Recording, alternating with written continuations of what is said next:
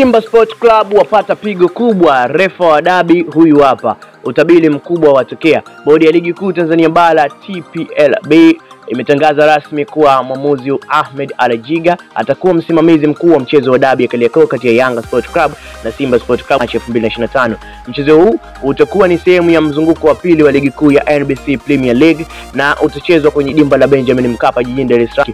Huo ni mchezo unaosubiriwa kwa hamu na mashabiki wa soka nchini Tanzania, kwani unahusisha timu mbili kongwe na zenye mashabiki wengi, Yanga Sports Club na Simba Sports Club, ambazo kila mmoja anaitaka kushinda mechi hiyo ili kuimarisha nafasi yake katika mbio za ubingwa wa ligi kuu. Ahmed Alajiga aliteuliwa kuwa mwamuzi wakati kutokana na rekodi yake nzuri katika mchezo aliochezesha msimu huu. Hii inajumuisha umakini wake katika kuongoza mechi na ufanisi wake katika kuhakikisha uwanja unakuwa tulivu. Alajiga anaonyesha umahiri mkubwa na kudumisha hadhi yake kama mwamuzi aliyeimara kwenye ligi kuu. Taarifa hii ya uteuzi iliyotolewa leo Jumatano tarehe 8 Machi, ikiwa ni takriban ya siku tatu kabla ya pambano lenyewe. Mashabiki na wadau wa soka nchini wamekuwa na matarajio makubwa kuhusu mchezo huu, na taarifa hii imeongeza masikitiko na msisimko na shauku zaidi. Hata hivyo, baadhi ya mashabiki wa Simba Sports Club wanaonyesha wasiwasi kuhusu uteuzi wa Alajiga, wakisema kuwa mwamuzi huyu anaonekana kuwa na mwelelezo mbaya kwenye mechi zao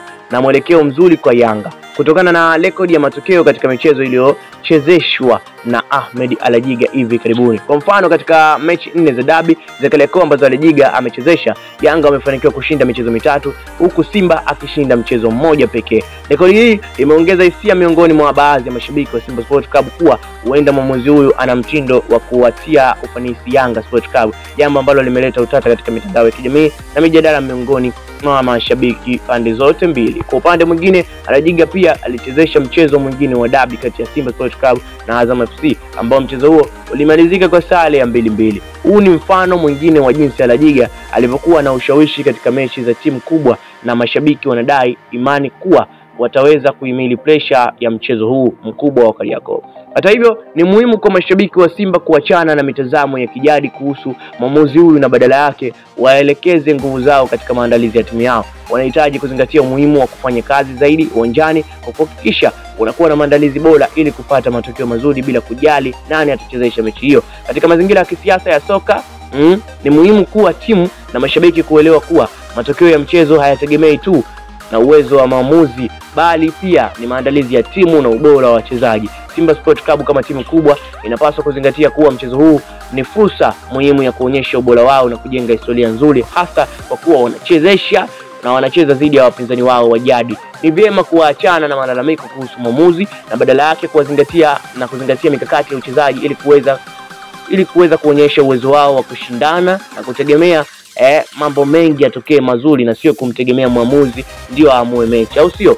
Kwa kumaliza, dabi ya Kariakoo kati ya Yanga Sports Club na Simba Sports Club ni moja ya matukio mazuri na muhimu zaidi katika kalenda za soka nchini Tanzania. Uteuzi wa Ahmed Alajiga kama mwamuzi ni hatua nyingine muhimu kuelekea pambano hili kubwa, na tunatarajia kuona mechi yenye ushindani wa hali ya juu. Mashabiki wa pande zote mbili wawajibike kwa kutoa support kwa timu zao kwa njia ya saa na kuhakikisha kuwa mchezo huu unafanyika kwa mazingira ya haki na utulivu. Asante mtazamaji, hii ni sehemu ambayo ipo baada ya Simba Sports Club kuonekana Ahmed Alajiga amepangiwa mechi hiyo. Wameanza kutoa malalamiko yao kwa kocha kwamba kwamba huwa anachezeshaga mechi vibaya. Lakini Yanga pia yatoa kauli baada ya Ahmed Alajiga kuteuliwa kuchezesha mchezo wao dhidi ya Simba Sports Club. Kauli gani wameitoa? Tukutane kwenye next video, alafu mimi nitakupa kile ambacho kinaendelea baada ya